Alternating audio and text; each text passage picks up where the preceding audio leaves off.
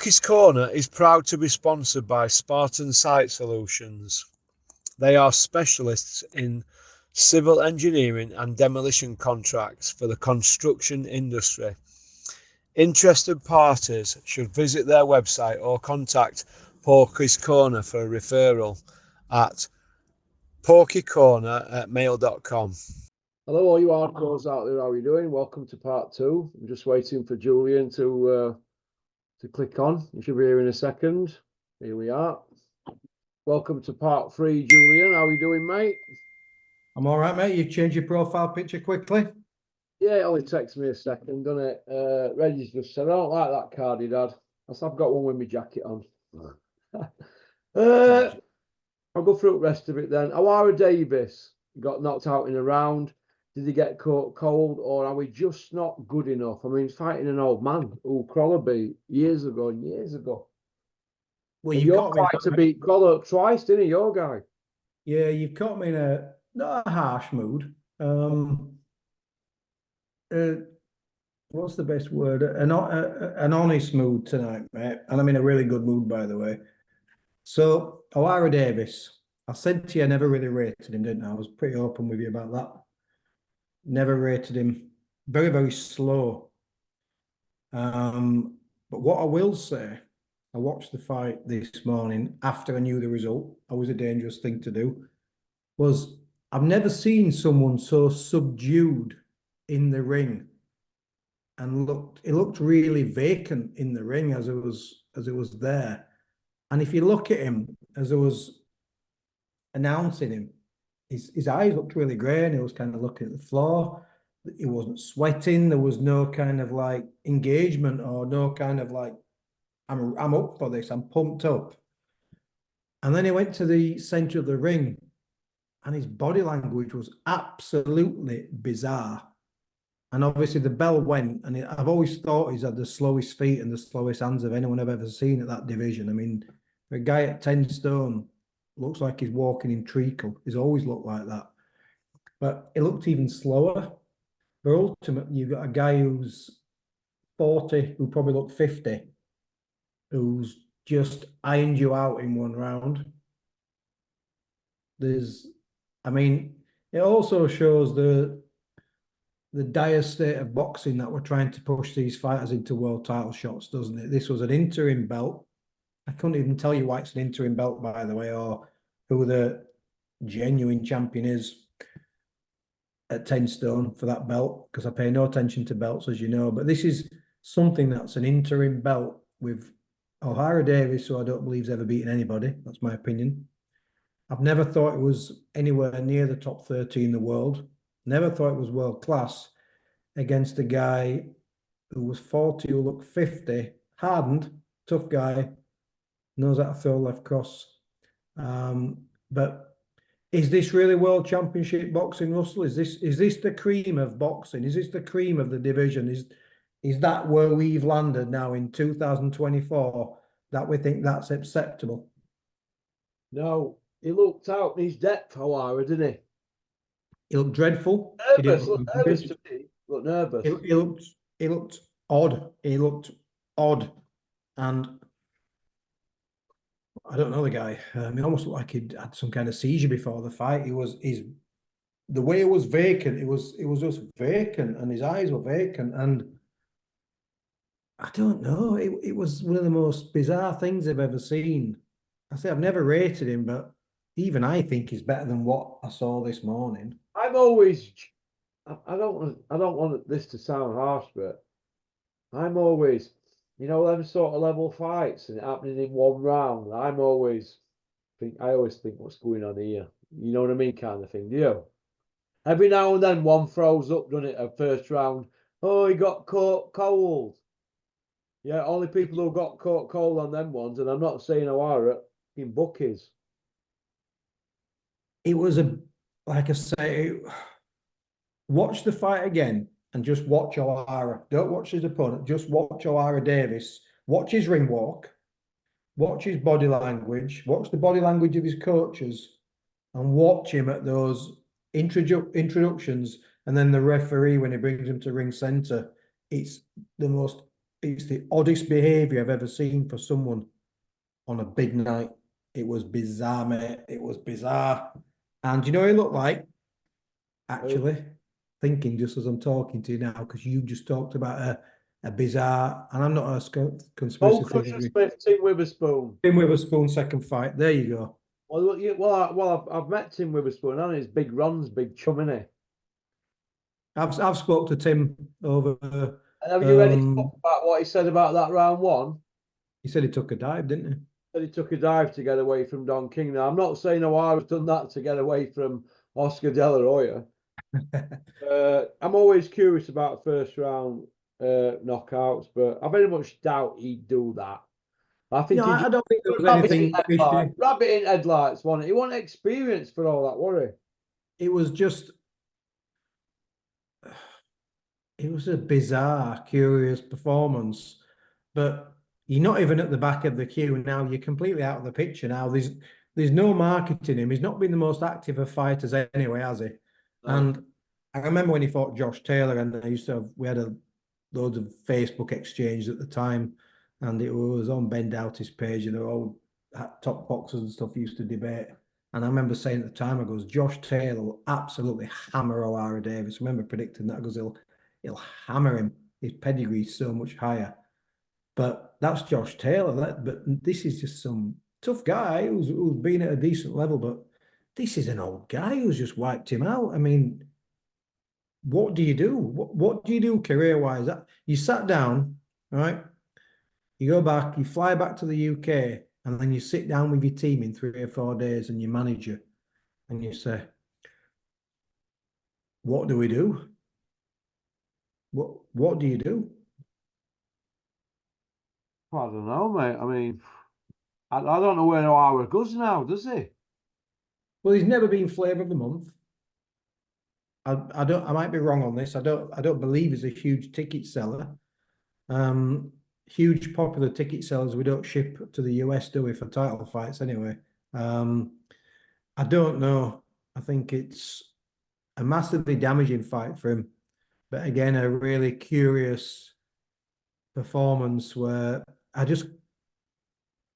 you know this, sometimes I message you and I message Max certain fights, and I did it with Wilder. I think I sent Max a message, might be Max. And I said, look at the colour of Wilder's eyes, you know, the ring introductions to the Parker fight.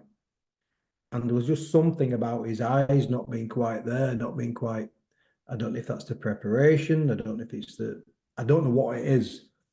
But how many times have you heard me talk about the healthy glow of someone's skin?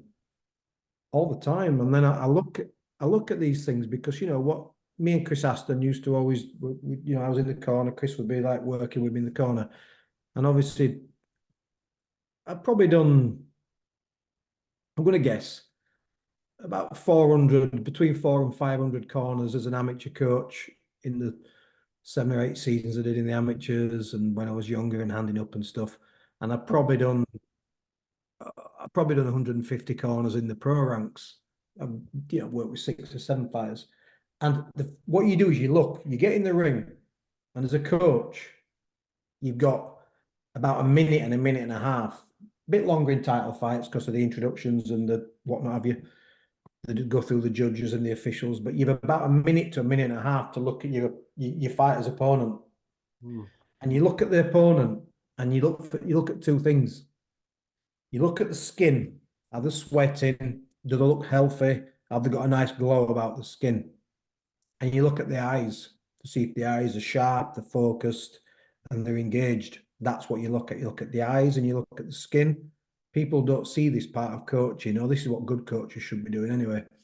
And I remember when Carl Johansson got in the ring against Sykes, and Chris Aston just leaned over to me. He says, "See Carl's skin, Jules?" I went, yeah. Says, he looks quite dry. And even though we knew Carl was a puncher, I just leaned over to Gary and I says, start quick. Not reckless, start quick. Carl's going to be 2 or 3 rounds before he starts sweating, before he starts warming up. Start quick and get the rounds in the bag. So what will happen, or what will have likely happened, is O'Hara Davis's opponent, they'll have seen O'Hara Davis and they'll have seen looked at his skin, but they looked at his eyes and the fact that his eyes weren't engaged, and they will have said to him, literally got his ear and said, hit him hard early, jump on him a little bit. And that's what they will have done, because that's what you look at, Russell. You look at the skin, you look at the eyes. How's he done the weight? How's his final week of preparations gone? Is he sweating? Is he healthy? Is he fully hydrated? Has he warmed up properly? Is he focused? If you've not had a good night's sleep, your eyes aren't white, are they? No. If you haven't had a healthy week and you're not getting the right nutrients, your eyes aren't white. Stuff like that you look at, and I think what's happened there is the boxer and the coaching team have looked and gone, he's not warmed up, or he's not ready, he's not looking great. Hit him hard, hit him early. And that's exactly what's happened, and his legs weren't Yeah. there. Massagers in boxing, trainers billing fighters for massaging. You know, when the purse money's on the table, they say, well, that you owe for this, you owe for that. Now, let me just give a little warning here to all these fighters out there.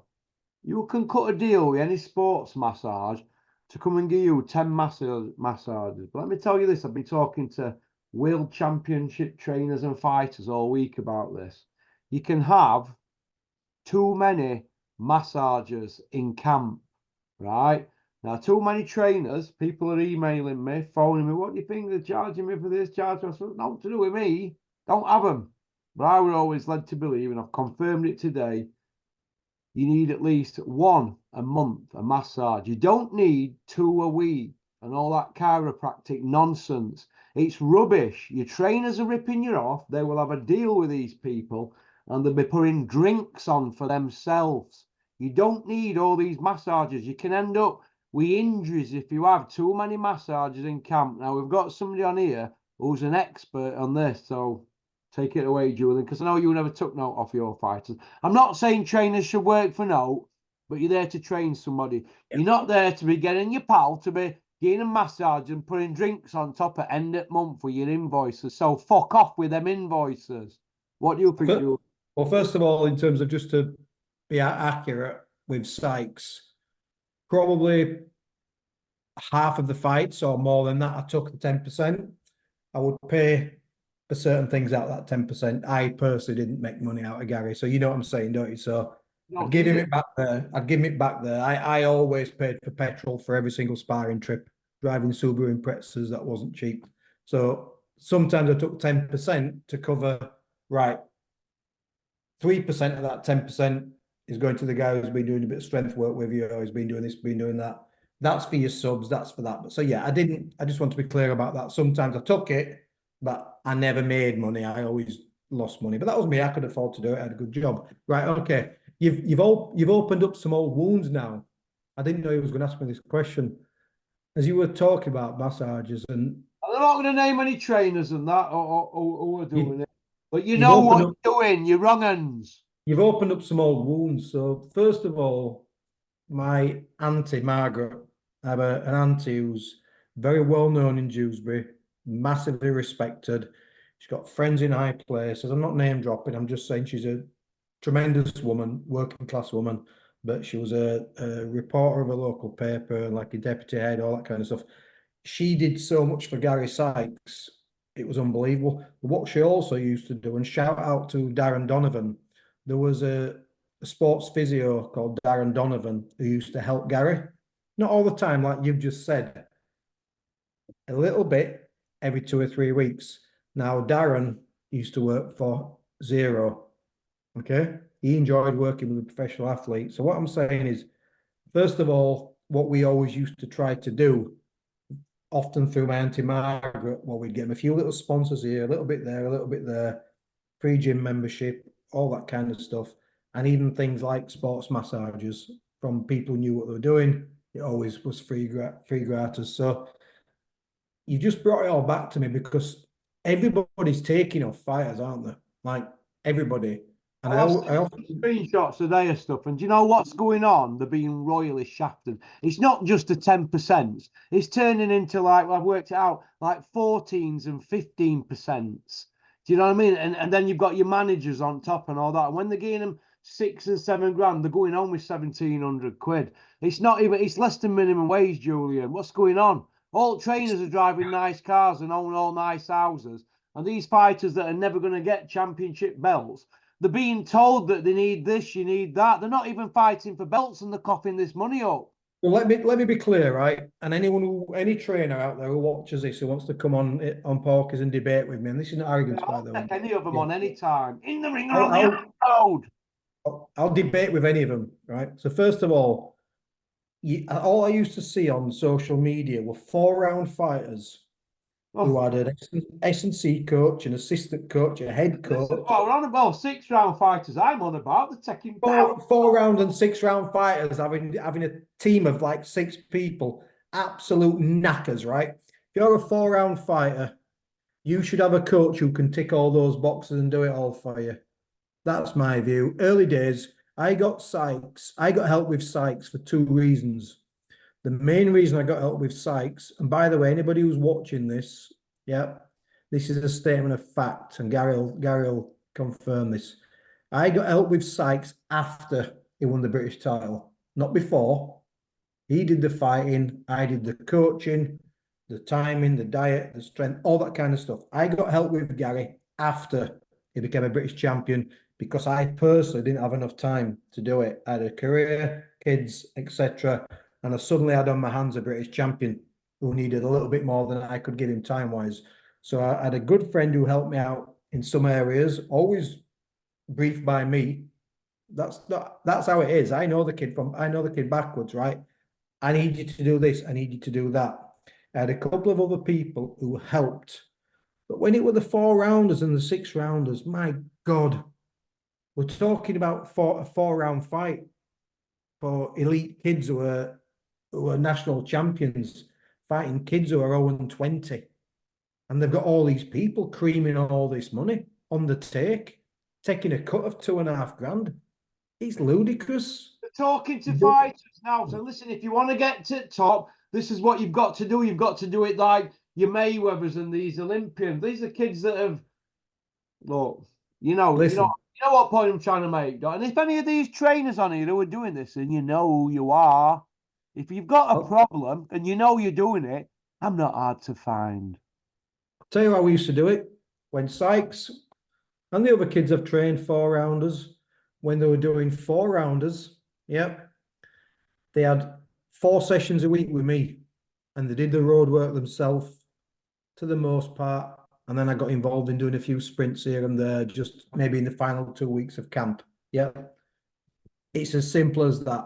If you, as a professional boxing coach, can't get your fighter fit in 4 sessions or maybe 4.5 sessions, and you can't get him strong, fit, sharp, on point, but with a 6-week camp for a 4-round, you shouldn't be in boxing, you don't know what you're doing. You go. It's as simple as that. Chatting shit to them. Right, we'll cut it there.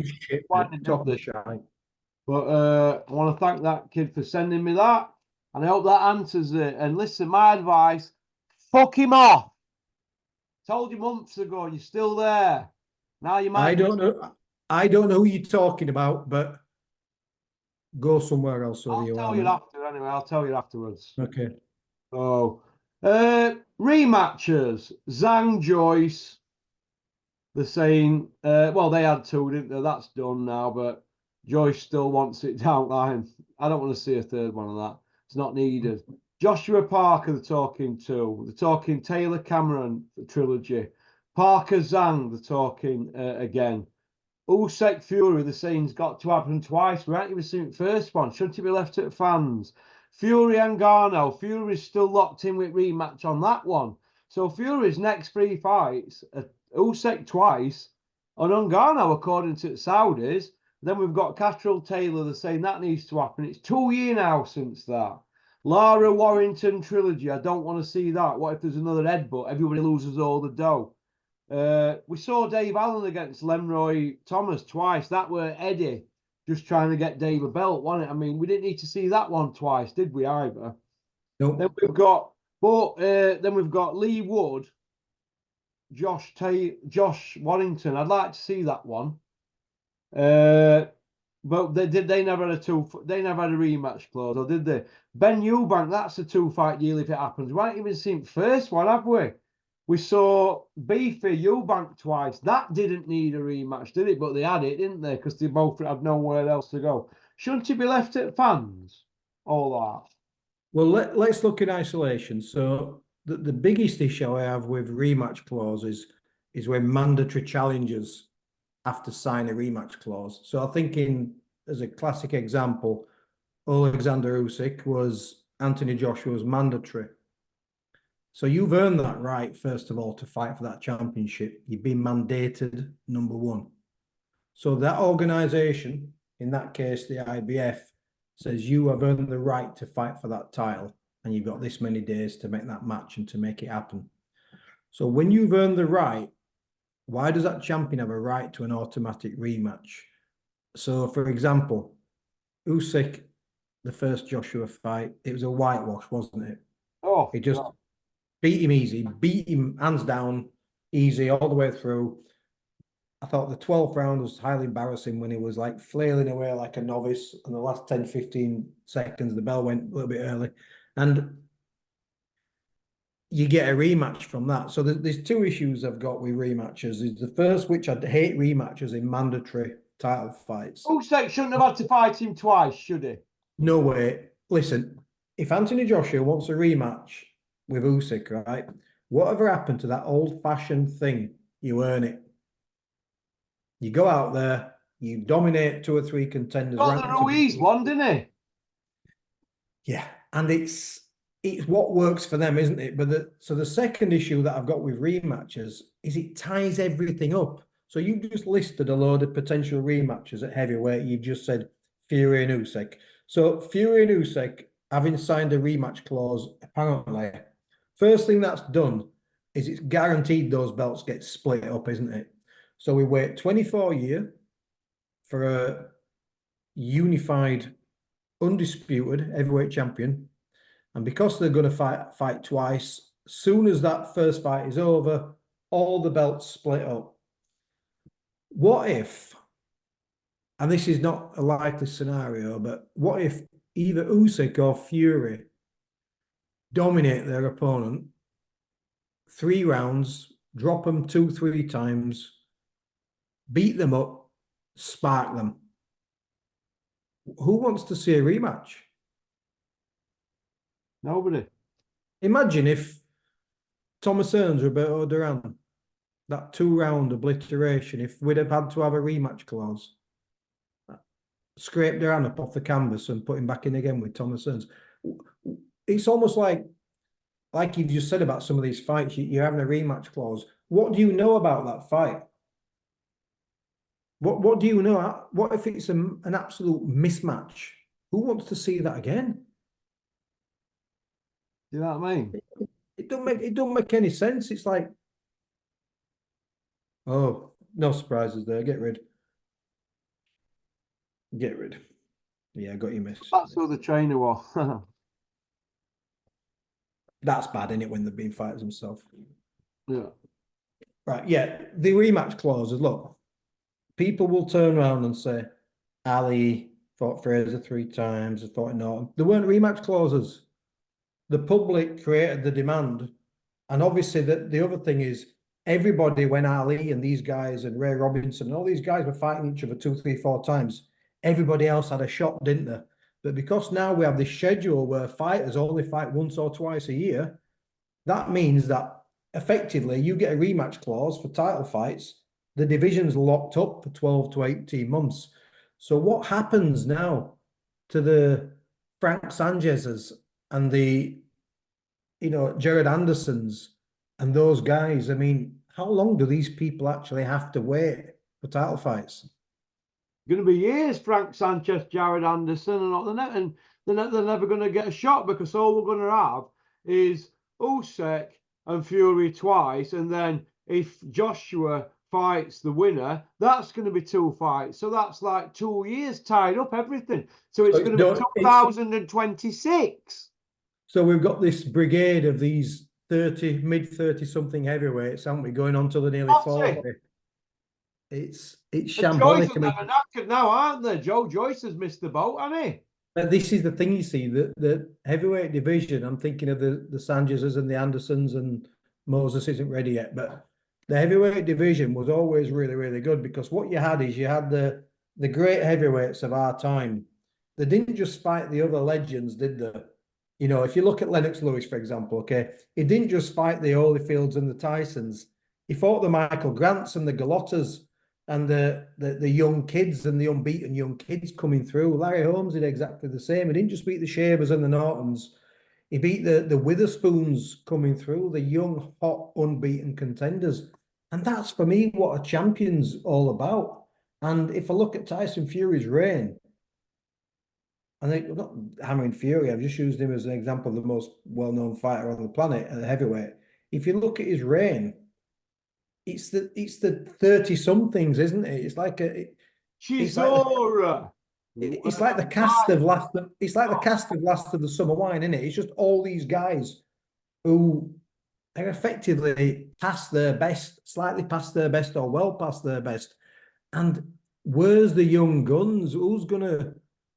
God, we're never going to see we're never going to see a Mike Tyson, Ali, Floyd Patterson world champion at 20, 21 years old. That's never going to happen again, because, like Moses Atuma, I don't think he'd do it anyway, but even if he was talking about beating Mike Tyson's record, it was a bit tongue in cheek.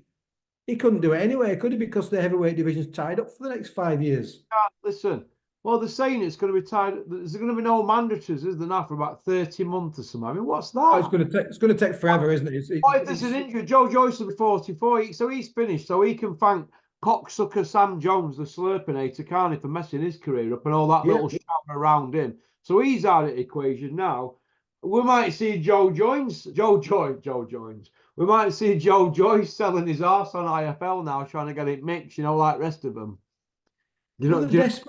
They're going to have to do whatever they can. They're all waiting for the phone to go in Saudi Arabia, aren't they? They're all waiting for the phone to go, and they'll just go over there wherever. I mean, we saw Martin Bakoli. He wasn't in shape, but the phone goes, you offer me that much money, I'll take the fight. I mean, it's like Fabio Wardley, who's really looked really good, didn't he? Beating David Adelaide. It's like, why don't we give some of these young kids shots at titles? It's not going to happen, is it? I could give you 8 hungry heavyweights that nobody's mentioning that could go out there to Saudi and get stuck into Fury. 8 of them. And do you know what? We'll see what they're about. Now, mind these old men like Chisora's 40 and Wallin's knocking on it. Were 5 years ago that Wallin fought Fury nearly, wasn't it? People keep going on about that. You've been watching, you know me, I'm a Larry Holmes nut, right? You've been watching loads of all this lot, Larry Holmes, who fought 4 times a year. But you think of Larry Holmes, right? The excitement. So, like I said, Holmes didn't just beat the tried and tested, the guys we knew, the Shavers, the Nortons, the Spinks, etc. The guys who gave Larry Holmes absolute fits were the Ronaldo Snipes. These unbeaten kid put Holmes on his ass. He gave him hell. We got Tim Witherspoon. He nearly took Holmes out in the 9th round. Carl the Truth Williams came through in Reno.